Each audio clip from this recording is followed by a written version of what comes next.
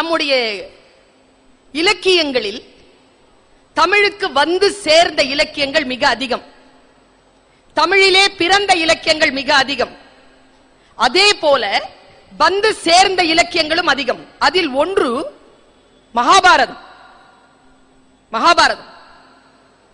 மகாபாரதத்துல ஒரு ஒரு கிளை கதையை நான் வாசிச்சேங்க. எனக்கு அது நடந்ததா நடக்கலையான்னு எப்பவுமே நான் யோசிக்கிறதே இல்லை. எப்பொருள் யார் யார் வாய் கேட்பினும் அப்பொருள் மெய்ப்பொருள் காண்பது அறிவு. யார் சொன்னான்றதெல்லாம் இல்ல, என்ன சொல்லியிருக்காங்கிறது தான். எப்பொருள் எத்தன்மை தாயினும் அது எந்த மாதிரியா இருக்கட்டும், அப்பொருள் மெய்ப்பொருள் காண்பது அறிவு. அதுக்குள்ள ஒரு மெய்ப்பொருள் இருக்கு. அதை தெரிஞ்சுக்கிறதுக்காக சொல்றேன்.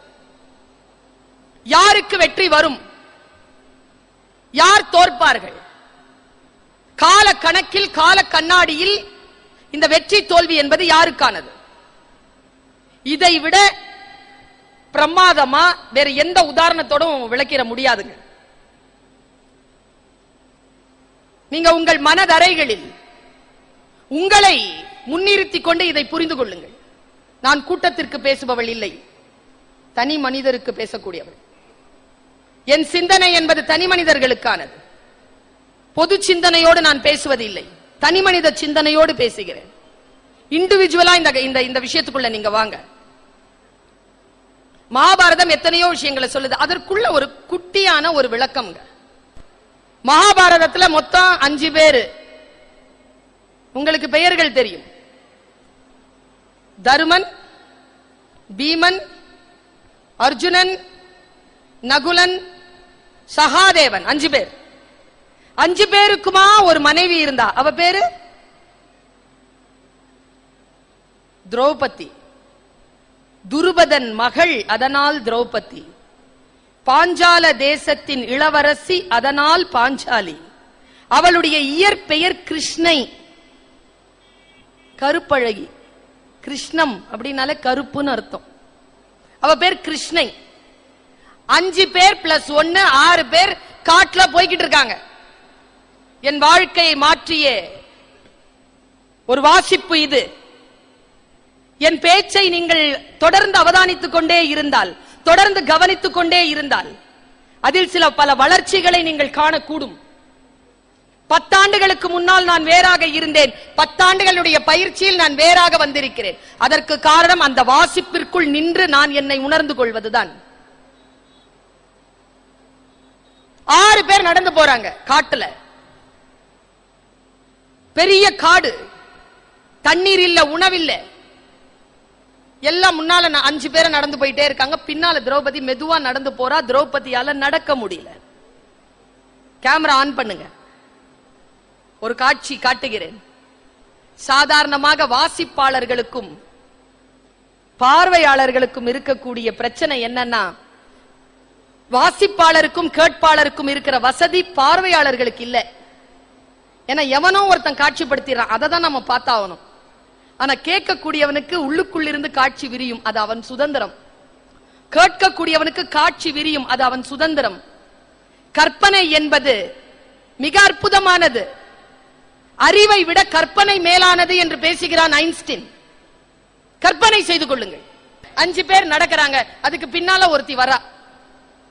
திடீர்னு திரௌபதிக்கு விக்கல் அப்படின்னா, இதுல இந்த நகுலன் இருக்கால, நமக்கு கேரக்டர்ஸ் தெரியாதுங்க. 2 பேர் பத்தி தான் தெரிஞ்சு வச்சிருக்கோம். ஒருத்தன் பீமன், ஒருத்தன் அர்ஜுனன். நகுலனை பத்தி நமக்கு தெரியாது, சகாதேவனை பத்தி நமக்கு டீடைல்டா தெரியாது. நீங்க அந்த கேரக்டர் எல்லாம் ரொம்ப ஆழமா வாசிச்சீங்கன்னா ரொம்ப இன்ட்ரெஸ்டிங்கா இருக்கும். நகுலன் கொஞ்சம் உணர்ச்சி வசப்படுறவன், சகாதேவன் ஞானி, கணிச்சு சொல்லிடுவான் எல்லாத்தையும். நகுலனும் சகாதேவனும் மாதரி அப்படிங்கிற பாண்டுவின் 2வது மனைவிக்கு பிறந்தவர்கள். குந்தி பிள்ளைகள் இல்லை அவர்கள்.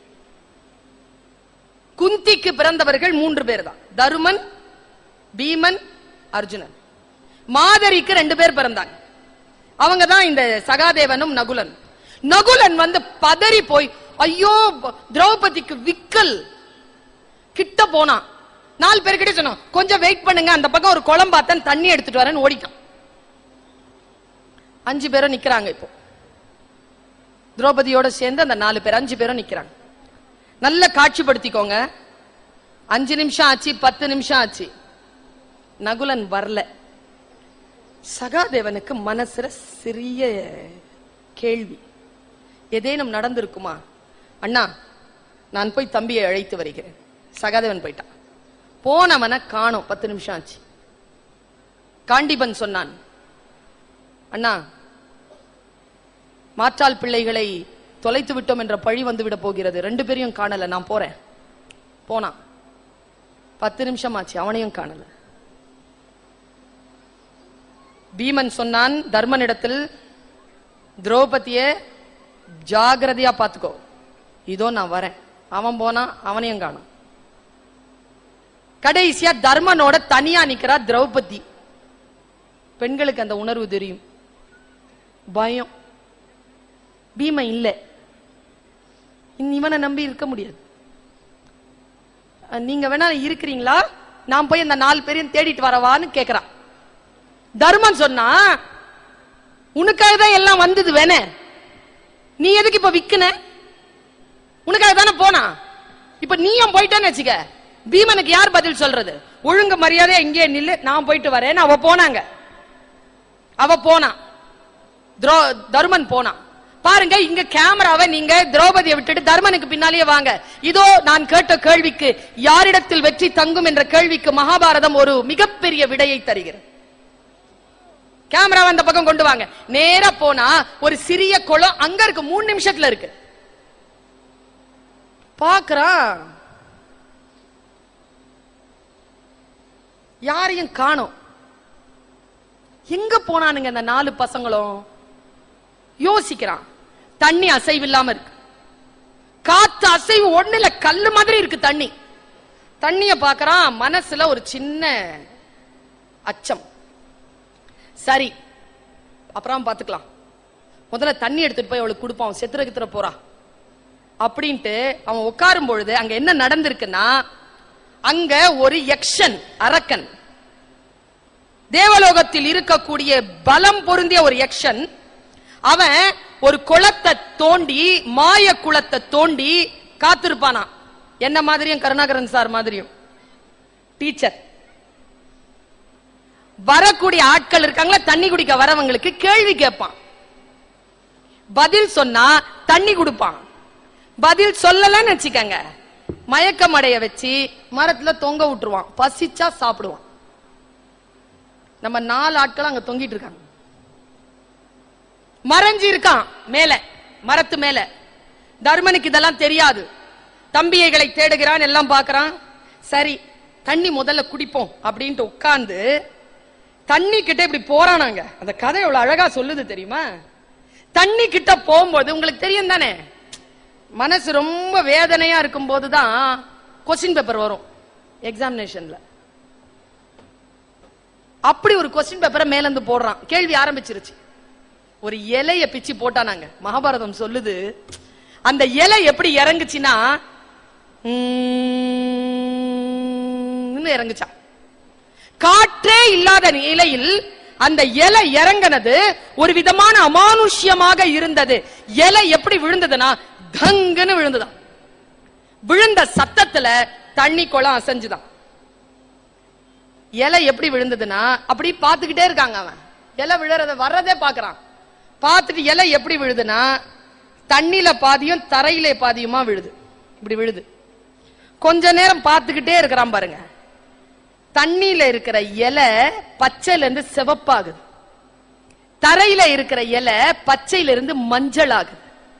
கொஞ்ச நேரத்துல மஞ்சள் நிறம் குருவி ஆகுது, கொஞ்ச நேரத்துல சிவப்பு நிறம் மீன் ஆகுது. ஒரே இலையில மீன் குருவி ரெண்டும் இப்படி நிக்குது. கண்ணிமைக்கிற நேரத்துல 2 பேருக்கும் போராட்டம். ஏன்னா இதுக்கு சிறகு, அதுக்கு தண்ணியில போகணும், உள்ள போகணும், கரையில இருக்கு. என்ன பண்றதுன்னு தெரியாம இந்த குருவி என்ன பண்ணுது, இந்த மீனை இழுத்துட்டு வானத்துல பறக்கிறதுக்கு போகுது. தரையில இருக்கிற குருவி இப்படி போக, தண்ணியில இருக்கிற மீன் தண்ணிக்குள்ள போகணும்னு குருவியை இழுக்குது. எல்லாம் ஒரே உடம்பா இருக்கு. ஒரு பகுதி குருவி, ஒரு பகுதி மீன். ரெண்டு சண்டை போட்டு அந்த பக்கம் இழுக்க முடியல, இந்த பக்கம் போட முடியல. ரத்த களரியா அங்க ஒரு சண்டை நடக்கிறத தர்மன் பாக்குறான். கொஸ்டின் ஆரம்பிக்கிறான் யக்ஷன். தர்மா, சொல், எது வாழும், எது ஜெயிக்கும்? 200 ஆண்டுகளுக்கு முன்னால் பரிணாம வளர்ச்சியை கண்டுபிடித்தவர்கள் சொன்னதாக சொல்லக்கூடிய வார்த்தையை பல 100 கோடி 1000 ஆண்டுகளுக்கு முன்னால் நிகழ்ந்ததாக சொல்லப்படுகின்ற அந்த கதை களத்தில் தர்மன் சொன்னான், பதில் சொன்னான். எது ஜெயிக்கும் என்ற கேள்விக்கு தர்மன் சொன்ன பதில்தான் நம் அனைவருக்குமான பதில். தக்கது வாழும், தகாதது வீழும். எது தக்கதோ அது வாழும், எது தகாததோ அது வீழும். அதற்கெதற்கு நான் இதை சொல்வதற்கு எதற்கு நான் ஒரு ஆசிரியையாக, ஒரு கல்வியாளராக, ஒரு சிந்தனையாளராக, ஒரு பேச்சாளராக பொதுமக்களுக்கு இதை எப்படி நான் சொல்லக்கூடும் என்றால், ஒருவேளை நீங்கள் குருவியாக இருந்தால், எனக்கு தெரியும் நான் குருவியா மீனான்னு. ஒருவேளை நீங்கள் குருவியாக இருந்தால், உங்களுடைய ஒரு பகுதி மீனாக இருக்கின்ற பொழுது நீங்கள் குருவியாக பலம் பெற்று இருந்தீர்கள் என்று சொன்னால் மீனை இழுத்துக் கொண்டு வானத்திற்குள் ஏகுங்கள். ஒருவேளை நீங்கள் மீனாக இருந்தால், உங்கள் காலடியில் குருவி தவித்துக் கொண்டிருந்தால் குருவியை இழுத்துக் கொண்டு தண்ணீருக்குள் போங்கள். எது எதை ஜெயிக்குமோ, எது தோற்கிறதோ, எது தன்னை ஜெயிக்கிறதோ அதற்கு உணவாகும். பலவீனங்களை நமக்கு உணவாக்கிக் கொள்ள வேண்டும். பலவீனங்களால் நாம் பாதிப்படைய கூடாது. பலங்களை கொண்டு அந்த பலவீனத்தை ஜெயிப்பது எப்படி என்று நமக்கு தெரிய வேண்டும்.